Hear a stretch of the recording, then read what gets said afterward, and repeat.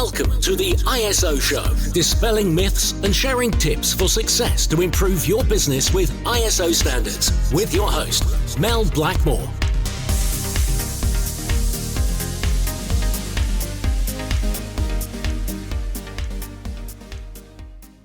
Hello and welcome to the ISO Show.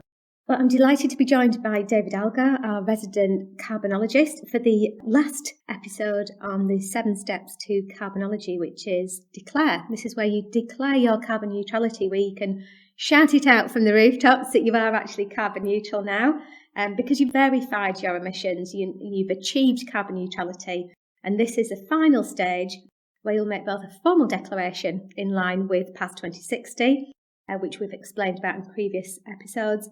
And you can also make a public announcement and celebration of your success. So we're going to be diving into that in a bit more detail, and I'm going to be providing some hints and tips on celebrating your success. And I don't mean just opening a bottle of champagne. There are lots of different ways in terms of marketing channels and various different ways that you can communicate your success and your achievement to your key stakeholders. But before I do that, let's welcome back David. Hi, David.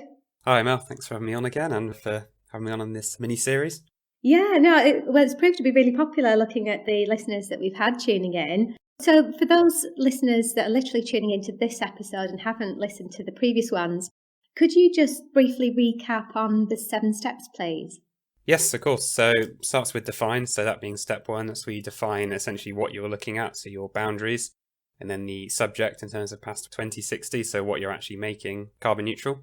Once you've defined that, it moves on to step 2, which is quantify. So that's the fun stage for me, the number crunching. So that's essentially where you collect the data and process it, and then you get that nice carbon footprint figure.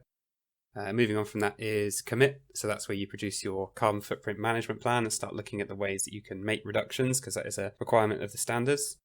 Next, moving on to that is reduce. So that's hopefully where you see those reductions as part of your carbon footprint management plan, whether they're sort of, like we've mentioned before in the past, whether they're absolute reductions to the total figure going down, or those intensity-based reductions, for instance, aligning that with your headcount, so tons of CO2 per member of staff.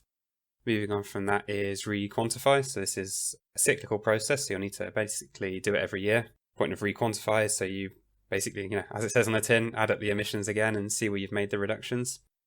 Of course, each year you'll need to purchase those carbon offset credits, contribute to a project somewhere, usually internationally, to allow you to actually achieve carbon neutrality via an independently verified project. And then the final step being declare, which we're going to talk about today. Great. Thanks very much for giving that recap there, David, on the 7 steps in carbonology. Yeah, so declaration. So, obviously an organisation could go through the 7 steps and they'll be carbon neutral, which is great. But a lot of organisations are doing this so that they can demonstrate their commitment. They can actually formally make a declaration. And I think the key thing here is that it's not just a case of saying we're carbon neutral.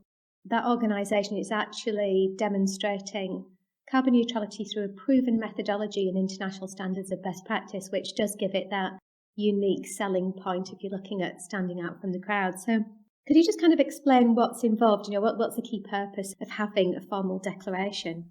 Yes, like you said, it is a formal requirement of the standard. It's not just a random paragraph saying we are carbon neutral. The point of this is to really clearly outline, again, pretty much in the space of a paragraph, what you've achieved carbon neutrality for. So again, going back to the subject, this is a thing that you analyse and claim neutrality against. And this statement is usually placed fairly early on in the qualifying explanatory statement, so that main PAS 2060 document. So you can see quite early on, if someone's reading it, what have they achieved carbon neutrality for, essentially. Yeah, so that kind of takes you back to the very first step, doesn't it? The define. So because there is a bit of greenwashing going on at the moment, any organisation could say that they're carbon neutral. But the difference here is that you are actually clearly defining, you're making it really transparent exactly why you're carbon neutral, what your carbon neutrality means in terms of the scope and boundaries. So could you just kind of break down, what this formal declaration involves and what you should be including? Yeah, of course. So your formal declaration of achievement of and commitment to carbon neutrality in line with PAS 2060 comes in the form of what the standard calls a permissible declaration.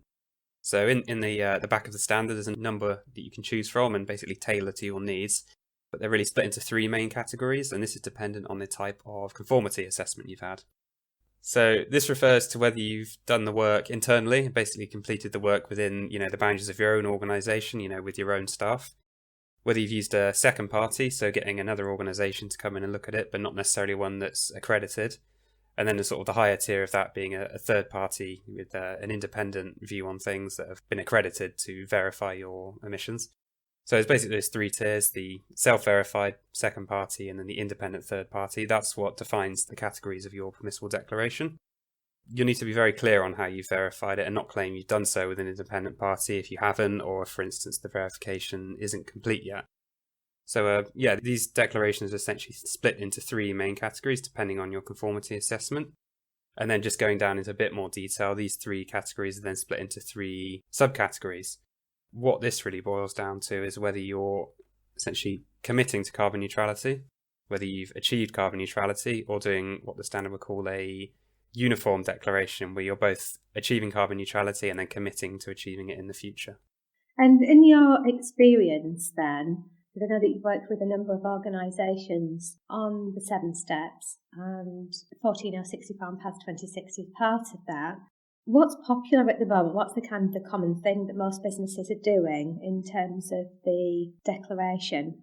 So it does vary depending on the business, but what I'm personally finding is organisations like to do it internally in the first year or the first few years, because that enables them to basically get used to the process and then gather the data they need and basically get a framework in place. So that's like a self-declaration. Exactly, yeah. So they're saying that they've done it themselves, but they'd still be working with, say, for example, you as a carbonologist to help them to go through the 7 steps, but it's their own self-declaration as a business, isn't it? Is that what you're saying? Yeah, occasionally I do get asked to put the Blackmores stamp on it, which is nice, but generally they like to basically get it sorted internally for the first few years, and then once they feel confident and ready, then move on to, audits and having a UCAS accredited verification body come in and audit them once they've got that framework in place. Okay, so obviously there are benefits all around, pros and cons. So I guess with the self-declaration route, it is a lower cost, but then it's not as credible. A second party, which is where, say, for example, Blackmores could have an independent audit on that. That's kind of the next level up, isn't it? You've got some level of independence, but the best level of verification ultimately is independent third-party certification bodies that can offer a verification service if they are accredited to do so. Exactly, which I'm finding is at least the long-term goal for most people I'm speaking to. Yeah, no, that's good to hear. So in terms of the declarations then, it's not like an ISO certificate that is typically valid for 3 years, like an ISO 9001 is valid for 3 years. It's different to that, isn't it? Yes, so it's an annual process. Your declaration is valid for a year, and what the standard likes you to do is keep that identical, essentially, so it's very consistent between the years. Apart from obviously updating the dates in it, it should be identical between each period.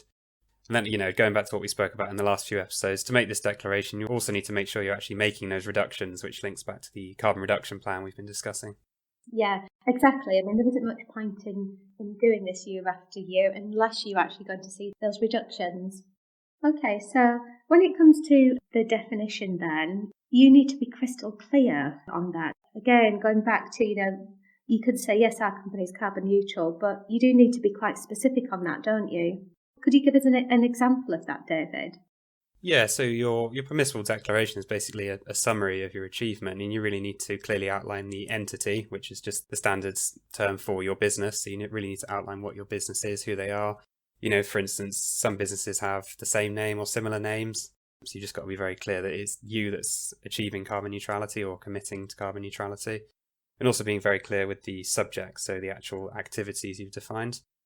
But yeah, the word that crops up a lot in the back of the standard is unambiguous. So just being, unambiguous and no sort of subjectivity when it comes to the entity, so the business, and then the subject, so the activities. So what would you say are the key outcomes and deliverables then from this particular stage in step 7 in Carbonology?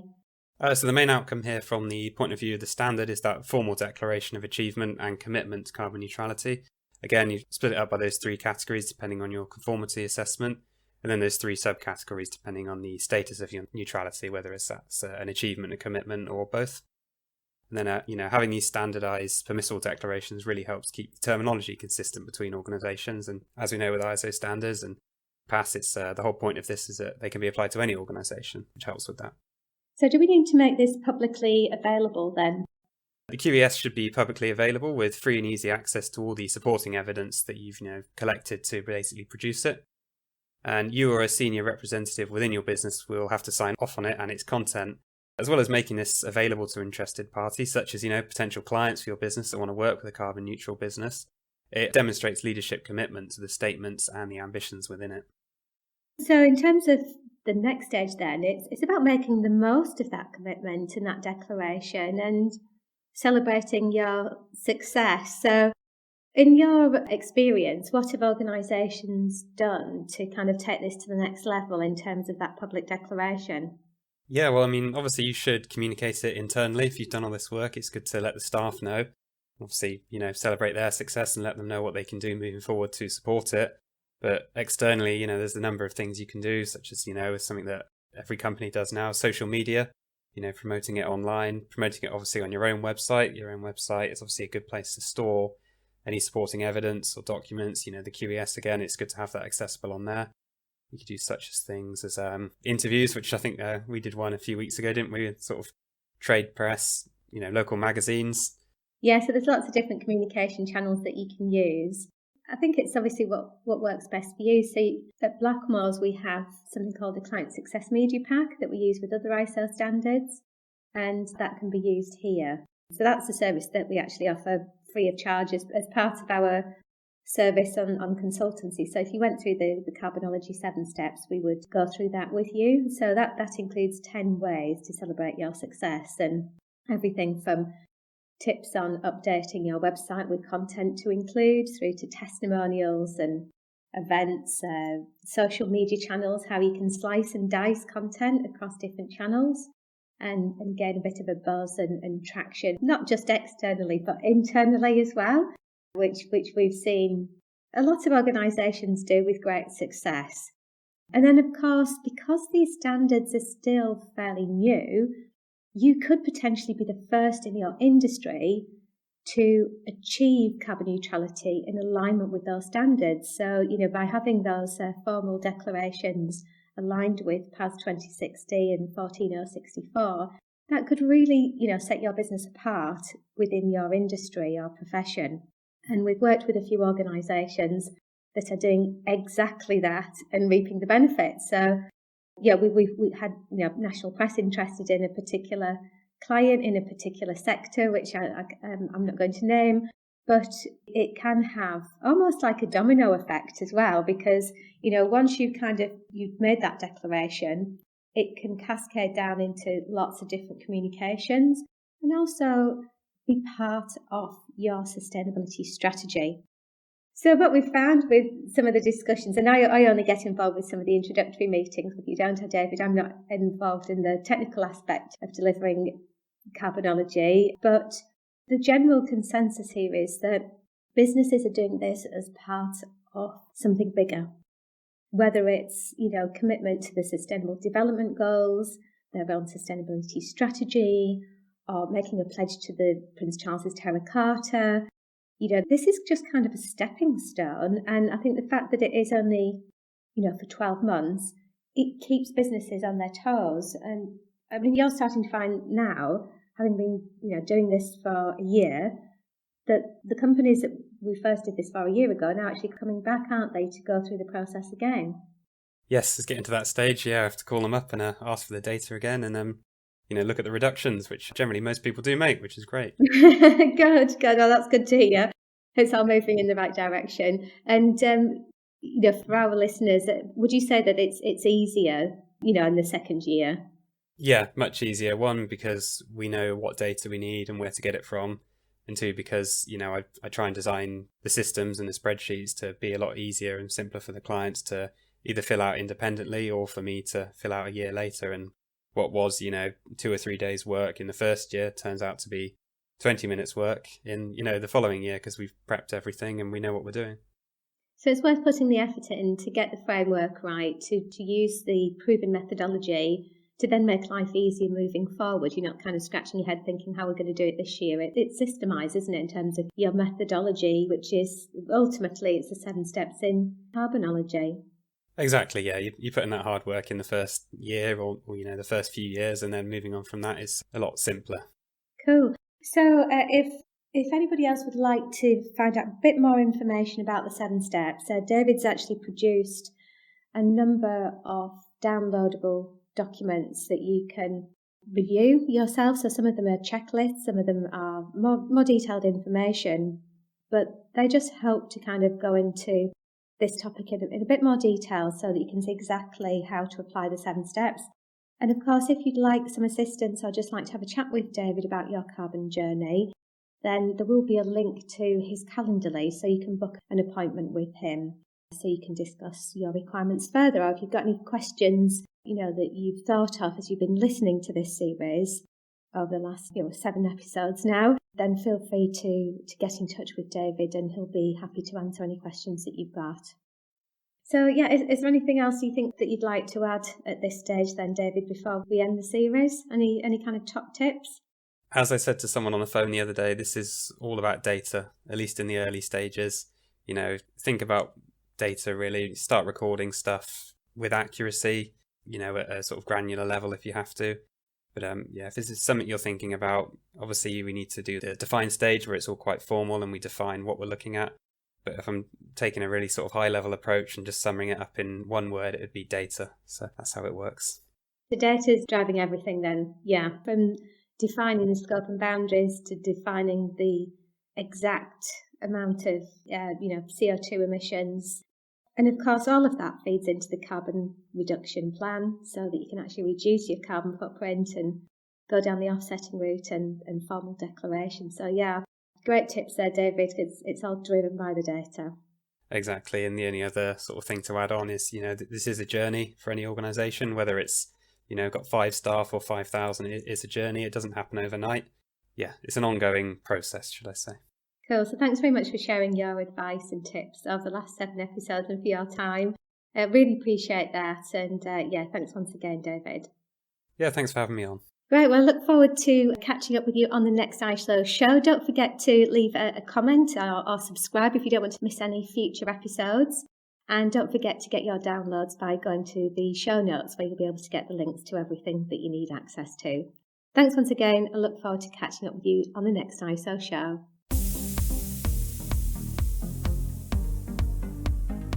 Looking to use ISO standards to drive better business practice?